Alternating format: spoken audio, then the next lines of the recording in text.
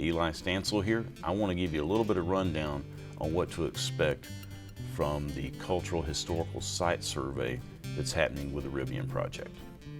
First off, what is a cultural site survey? So anytime that you have this type of major land disturbance, you're supposed to bring in a firm or do a survey yourself that looks at the culture and the history of the area before you begin disturbing land.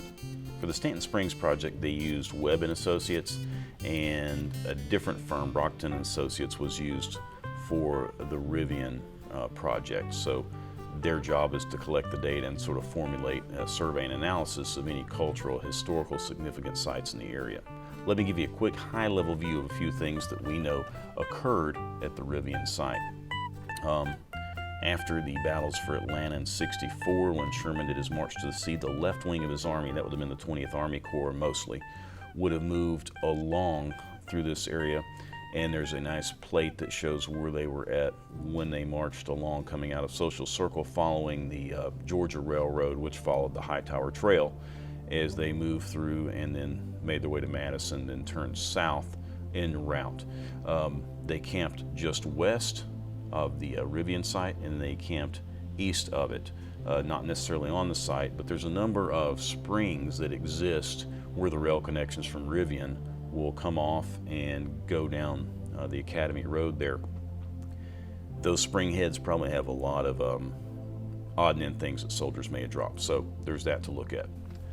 Another event that happened was around mid-July of '64. Garrard's cavalry would have moved out the Georgia Railroad in a raid that came out, burned Covington, burned a number of places, and then made a left-hand turn and kind of swooped back up around toward Decatur, Lawrenceville, and those areas.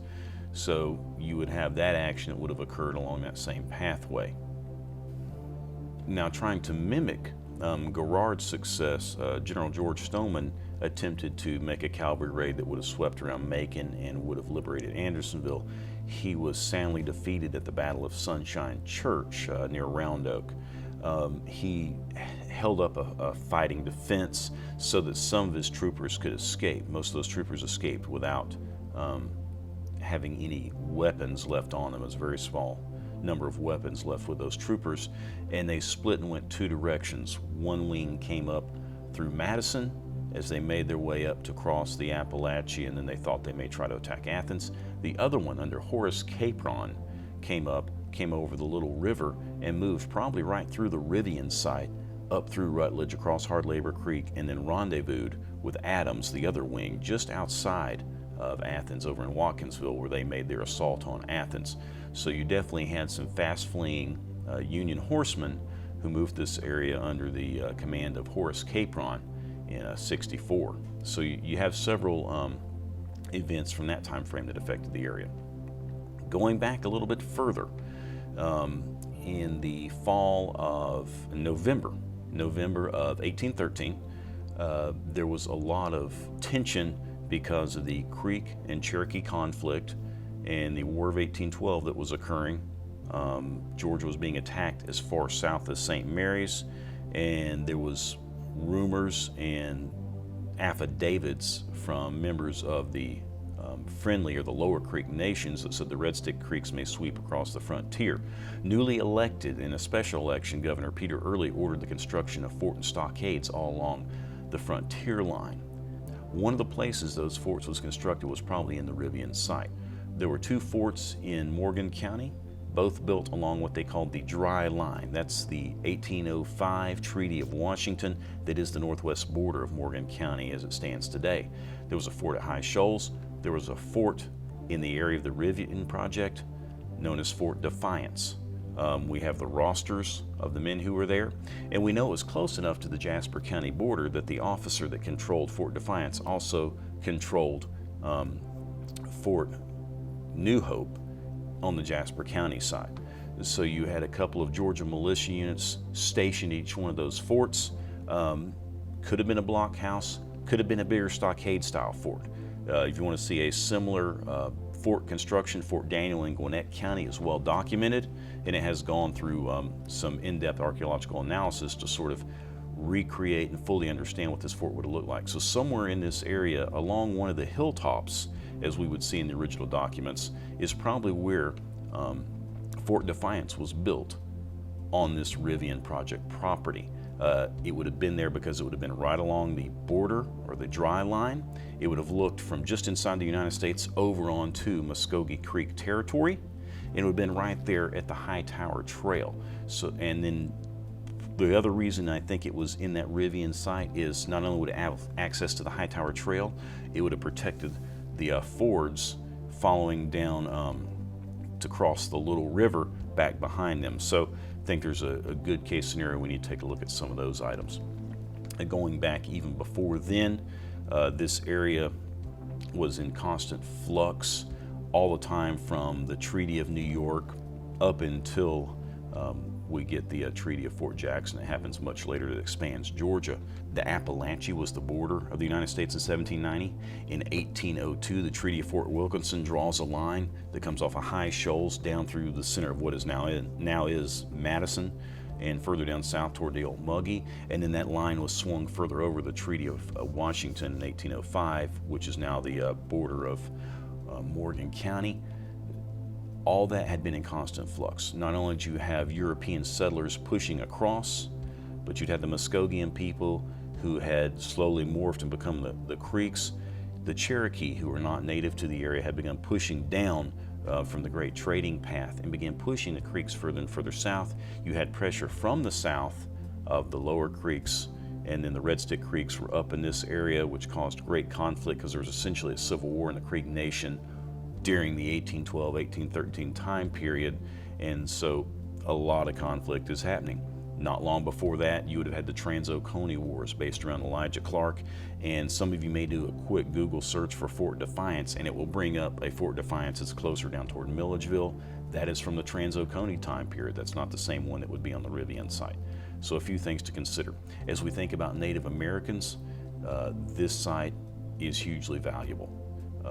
The Hightower Trail, or as the Indians would have said, the Itawa, would have been in the language, came across at the high shoals, followed the ridge line across, joining up, essentially following the railroad to that point right at the Rivian site when it continued up towards Social Circle. There the trail split. There was one leg of the trail that would have taken us down to Standing Peachtree, which is an Indian village on the Chattahoochee River. Right now that is about where Belton is in North Atlanta. So that's where Standing Peachtree is. The other split would have gone north of the Giant Sugarloaf, as they described it, that's Stone Mountain, and gone to the shallow ford on the Chattahoochee River. So that's the Shallowford Road, as you see it on the Chattahoochee. All that traffic coming out of the Cherokee Nation, out of the upper Red Stick Creeks, moving down those two paths, converging and moving right along through the Rivian site. And then any of those connector trails that run south, the common trail down Davis Academy, would have taken you down to a ford on the Little River. Any of those springs, any of those high points would have been trafficked. Now we've talked about the site survey. It's got to happen. It's supposed to look at those type of things. Here's some things we should take into consideration. When we get the report back, we want to look and see what do the overall survey of the site look like. But the first thing I'll ask you to do is to look at the bottom of that report. If you want a sample of this, look at the Stanton Springs report. Look at the footnotes at the bottom of each page, because what you'll see is the reference where they got their information. What we want to see is primary source documentation, not secondary source documentation. Most of the stuff in the Stanton Springs report you'll see as secondary source documentation. You'll see it Wayfarers in Walton, History of Morgan County, something by the WPA. You'll see that what this is they're taking information from a book or gathering information that somebody else has done about the primary sources. Basic high level of history is, example, Declaration of Independence. That's a primary source. It's the original document. If you wrote a book, a history textbook, about the Declaration of Independence, that's a secondary document. So it's already translating from the original. The report on Stanton Springs is just that. It's built off that secondary sources. It's not built off looking at the primary sources. When we get this report back on the Rivian, I'd suspect we're going to see the same thing, where they don't dig into the primary sources. They instead just take some of the local histories as they've been recorded by others, and instead of driving through to find the primary source, they just build based off of that. What I'd like to say about Brockton Associates, Webb and Associates, this is not a strike against them necessarily. Those folks are trained historians, they're trained archaeologists, they're trained anthropologists. These are people that do know their craft, but they are driven by whoever pays them. We need to see who's paying it. Is it the JDA that's paying for this research? If so, they're probably saying do the bare minimum so we can get dirt moving more quickly. As a historian, I would say, man, that hurts really bad because you're about to bulldoze over some things that are probably there. If they did go out and sample any spots out there, especially around the spring heads or around the fords or some of the creeks where the crossings are, or on any of the high hills, which have been a normal place to have a fort, or any places where roads come together, something like that. If they've done any sampling there, they should make note of that in this report. We want to be watching out to see if they talk about something like a shovel test. A shovel test is where an archaeologist will go out in an area, take a shovel, dig down, pull the dirt up, run it through a sieve, see if any artifacts are there. If there are no artifacts, great, we'll just move right along to the next shovel test. The danger with a shovel test is that you're just going out and taking random samples across several acres. In this case, a couple of thousand acres.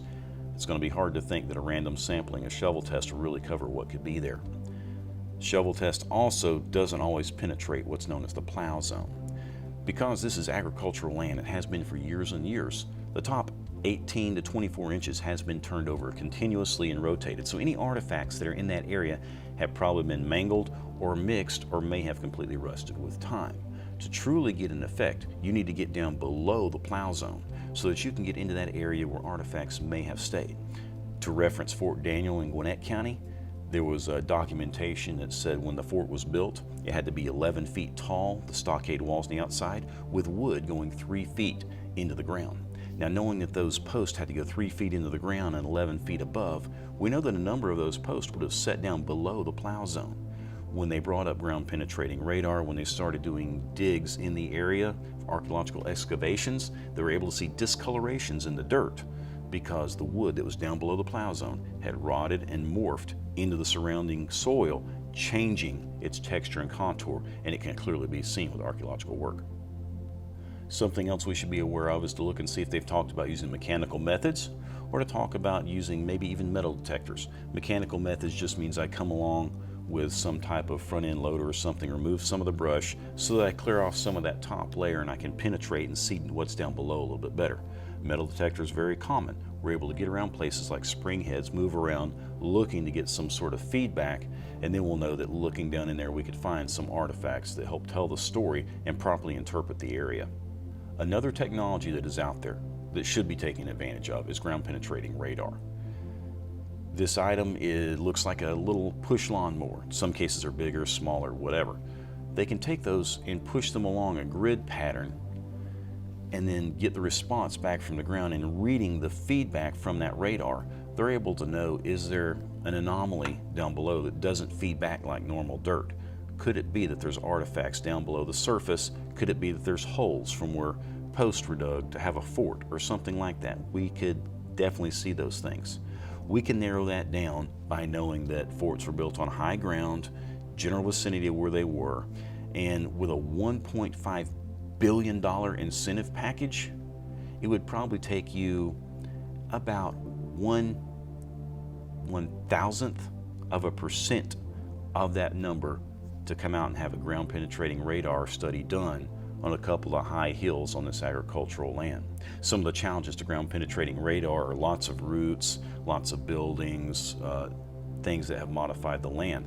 Here we're talking about agricultural hayfields in a lot of locations, or pasture. That is perfect for ground penetrating radar. It's something we should push for. So in conclusion, a couple of things that we need to look for. The site has historical significance. We need to make sure we're documenting that before the bulldozers scrape everything away. Artifacts may or may not remain, but if we destroy them, we'll never get to see them. Finding them is going to require some detailed primary research. I volunteered a number of my documents to this group. We'll see if they take it and actually run with it. Don't know. What else could be done? Well, let's look at the Newton County community event that was invitation only. One of the people that was there was the president of Georgia State University and talked about how great this was. He has an archaeology department underneath him. One of his archaeologists I've worked with in the past dealing with these frontier ports from this time period. So you have somebody on your staff that's already underneath you that's ready to come out here and could do some of this work. That would be an easy direction to give. Governor Kemp has a number of departments that do a bunch of things. One of those is the State Archives in Morrow, where I've done a ton of research. He could easily direct the director of the State Archives to pull records associated with this time period and this particular area to have those ready for researchers to review. I've sent all my research and information, much more detailed than is covered in this video, to a number of politicians. Only one has responded, and essentially the response was, oh, history's really neat. I'm not sure who we should forward that to. I'm really disappointed. What I think should happen is we should share this and share this information with every politician we know. We also need to share it with those candidates who are running to be elected in District 2. I want to know if they're going to have an active role in this. Democrat, Republican, I don't care. I want to know what your thoughts on it are. If you're going to try to preserve something and help us document what's there, or if we're not going to do anything. Silence speaks volumes, so we want to also hear where you stand. So open up your mouth, let us know what's happening. If you live in this area and you've got something that you think you'd like to show me or talk to about or have me help you interpret, please reach out. I'll have my website and my email contact, all that in the comments down below. Please reach out. I'd love to capture any data that we could before we start seeing things disappear. Finally, don't stop fighting. We've got to keep tracking this stuff. The Native Americans were forced off this land multiple times, and here we're about to take another swoop at erasing their history from our land. European settlers and then early Morgan County settlers all up to the current day have helped shape this land. We need to track their stories, and we need to have it done properly. Don't stop fighting. Let's get this together and make sure that we're getting this information in front of the people that need it. Thanks for watching. My name is Eli Stansel. You can follow me on my YouTube channel. You can subscribe and get updates. You can go to my website, which is gwinettrambler.com. Have a little bit of information on there. If you want to reach out, I got a contact section on there. Thanks for watching. I'm just an academically trained historian who's trying to hang out on his farm in Morgan County.